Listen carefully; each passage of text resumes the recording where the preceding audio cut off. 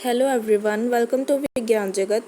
आज हम ninth class का चैप्टर 14 जो कि है नेचुरल रिसोर्सेज, उसका एक टॉपिक क्लियर करने जा रहे हैं जो कि है बायोजियोकेमिकल साइकिल्स। सबसे पहले बायोजियोकेमिकल साइकिल्स क्या होते हैं हम ये पढ़ेंगे। उसके बाद उसके टाइप्स जैसे कि nutrient cycle, water cycle, nitrogen cycle, oxygen cycle और कार्बन साइकिल। फर्स्ट है biogeochemicals. The elements derived from the earth by living organisms. जो भी एलिमेंट अर्थ में से लिविंग ऑर्गेनिजम्स के थ्रू लिए जाते हैं for their growth and metabolism, उनकी ग्रोथ और मेटाबॉलिक एक्टिविटीज़ के लिए, उन्हें बायोजियोकेमिकल्स कहते हैं। The movement of nutrient elements through the living and non living components is called biogeochemical cycle. जो भी मूवमेंट होती है न्यूट्रिएंट्स की, न्यूट्रिशन एलिमेंट्स की लिविंग और नॉन लिविंग कंपोनेंट्स के थ्रू, उन्हें बायोजियोकेमिकल साइकिल कहते हैं। और it indicates that chemical circulate through life and again and again. इससे ये पता चलता है कि जो केमिकल्स हैं वो सर्कुलेट होते रहते हैं। लाइफ जो कि बायो का पार्ट है और अर्थ जो कि जियो का पार्ट है, उससे again and again. Nutrient cycle. Nutrient cycle जो होता है उसके 3 पार्ट्स होते हैं: input of nutrients, output of nutrients and internal nutrient cycle. जो इनपुट होती है उसमें जो इकोसिस्टम होता है उसे एक्सटर्नल सोर्सेज से न्यूट्रिएंट्स मिलते हैं और वो उन्हें स्टोर करके रखता है। जो आउटपुट होती है उसमें जो न्यूट्रिएंट्स होते हैं वो इकोसिस्टम से बाहर जाते हैं और दूसरे इकोसिस्टम में इनपुट लेते हैं। और जो इंटरनल न्यूट्रिएंट साइकिल होता है उसमें जो सॉइल होता है वो एक्ट करता है जैसे एक रिजर्वोयर होता है न्यूट्रिएंट्स का। न्यूट्रिएंट्स जो होते हैं वो सॉइल में कॉन्टीन्यूसली स्टोर होते रहते हैं और डिकम्पोज किए जाते हैं बाय बैक्टीरिया, फंगी और जैसे माइक्रो ऑर्गेनिजम्स के थ्रू, जिससे एक डेट्रिटस बनता है।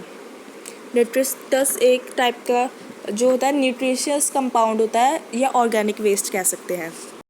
इस पूरे प्रोसेस को इंटरनल न्यूट्रिएंट साइकिलिंग कहते हैं। नेक्स्ट है वाटर साइकिल। वाटर साइकिल आपने जनरली सुना होगा। अभी इसके 2 पार्ट्स आगे डिवाइड हो चुका है ये, जैसे एक है ग्लोबल वाटर साइकिल और एक है बायोलॉजिकल वाटर साइकिल। जो ग्लोबल वाटर साइकिल है उसमें ये पूरा स्टेप बाय स्टेप प्रोसेस है। आप इसका स्क्रीनशॉट भी ले सकते हैं। फर्स्ट उसमें वाटर जो होता है वो इवेपोरेट होता है। उसके बाद जो विंड होती है वो जो क्लाउड्स बनते हैं उनको लैंड के पास लेकर आती है। और रेन जो होती है वो सीज, ओशन या रिवर में गिरती है। ये तो आपने जो वाटर साइकिल हम अपने EVS की बुक्स में जनरली सुनते हैं वही वाला वाटर साइकिल है ग्लोबल वाटर साइकिल। और जो ग्राउंड होता है वो सारा वाटर सोख लेता है और ये प्रोसेस ऐसे ही चलता रहता है। इसे ही ग्लोबल वाटर साइकिल कहते हैं। और बायोलॉजिकल वाटर साइकिल में जो लिविंग ऑर्गेनिजम्स होते हैं वो भी पार्ट लेते हैं। जो होते हैं पार्ट्स जो होते हैं वो वाटर को अब्जॉर्ब कर लेते हैं सॉइल से या किसी भी वाटर रिजर्वियर से और उसे एयर में वेपर की फॉर्म में छोड़ देते हैं। इस प्रोसेस को ट्रांसपिरेशन कहते हैं। एनिमल्स जो होते हैं वो वाटर लेते हैं और उसे रेस्पिरेशन के थ्रू, स्वेटिंग के थ्रू या एक्सक्रेटा के थ्रू एयर में वेपर की फॉर्म में या किसी भी लिक्विड फॉर्म में उसे एक्सक्रीट कर देते हैं। This water evaporates and form clouds. ये जो पूरा वाटर है वो किसी भी फॉर्म में हो इवेपोरेट होके क्लाउड्स बनाता है और ये क्लाउड्स रेन करते हैं। इसे बायोलॉजिकल वाटर साइकिल कहते हैं।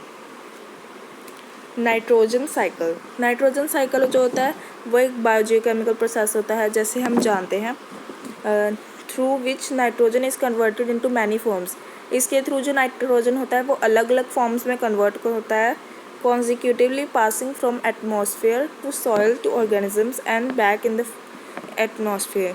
इससे पहले जो होता है वो नाइट्रोजन जो होता है एटमॉस्फेयर से सॉइल में पास होता है और फिर बाद में सॉइल से और लिविंग ऑर्गेनिजम्स में, और फिर जो लिविंग ऑर्गेनिजम्स होते हैं उनके थ्रू फिर से एटमॉस्फेयर में पास हो जाता है और ये प्रोसेस ऐसे ही चलता रहता है। इसमें कई प्रोसेसेस इन्वॉल्व होते हैं जैसे नाइट्रोजन फिक्सेशन जो कि प्लांट्स के थ्रू की जाती है, निट्रिफिकेशन ये भी प्लांट्स के थ्रू, और denitrification. Oxygen cycle. Oxygen cycle में फर्स्ट जो होता है जैसे हमने पढ़ा होगा कि जब प्लांट्स होते हैं वो अपना फोटोसिंथेसिस का प्रोसेस करते हैं तब वो ऑक्सीजन बनाते हैं, और जो ऑक्सीजन होती है वो बाद में एटमॉस्फेयर में रिलीज़ की जाती है। एटमॉस्फेयर से वो जो ऑक्सीजन होती है उसको एनिमल्स इनटेक कर लेते हैं और कार्बन डाइऑक्साइड को रिलीज़ करते हैं। इसी कार्बन डाइऑक्साइड से फिर फोटोसिंथेसिस होती है और प्लांट्स फिर से ऑक्सीजन रिलीज़ करते हैं, और ये प्रोसेस ऐसे ही चलता रहता है जिससे ऑक्सीजन प्रोड्यूस होती है, और इसे ऑक्सीजन साइकिल कहते हैं। कार्बन साइकिल में सबसे पहले जो फॉसिल फ्यूल्स होते हैं, जो कि सबसे नीचे वाली लेयर में होते हैं, ये इससे हम अपने फ्यूल्स बनाते हैं, और या फिर फैक्ट्रीज़ में इनको बर्न किया जाता है जिससे कि कार्बन डाइऑक्साइड रिलीज़ होती है।